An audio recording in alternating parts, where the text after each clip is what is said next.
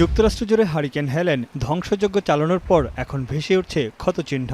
Florida, Georgia, Tennessee, Virginia সহ north ও south Carolina অঙ্গরাজ্যে তাণ্ডব চালায় হেলেন।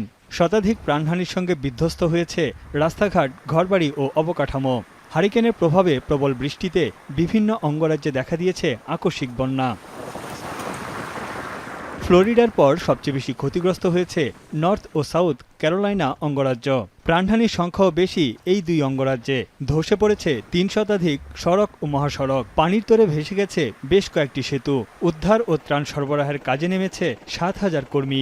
প্রত্যন্ত অঞ্চলে হেলিকপ্টার দিয়ে ১,০০০ টন খাদ্য ও পানি সরবরাহ করা হয়েছে। ক্ষতিগ্রস্ত প্রায় সব অঞ্চলেই ভেঙে পড়েছে যোগাযোগ ব্যবস্থা। অকেজো হয়ে আছে মোবাইল ফোনের tower.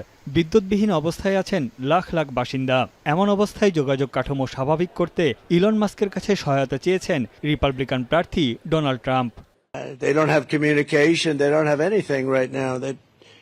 We're trying to. I just spoke to Elon. I'm getting him. We want to get Starlink hooked up because they have no communication whatsoever. And Elon will always come through. We know that. এদিকে ক্ষতিগ্রস্ত অঞ্চলগুলোতে শিগগিরই পরিদর্শনে যাবেন মার্কিন vice president ও Democrat দলীয় president প্রার্থী Kamala Harris. হেলেনের ধ্বংসযজ্ঞকে হৃদয় বিদারক বলেও মন্তব্য করেন Kamala. Already nearly 100 people have been confirmed dead and hundreds more are missing. The destruction we have seen in Alabama, Florida, Georgia, North Carolina, South Carolina, Tennessee and Virginia is heartbreaking. যুক্তরাষ্ট্রের বীমা company ও আবহাওয়া অধিদপ্তরের তথ্য মতে হেলেনের তাণ্ডবে ক্ষয়ক্ষতির পরিমাণ ১,৫০০ থেকে ১০,০০০ কোটি মার্কিন ডলারে দাঁড়িয়েছে।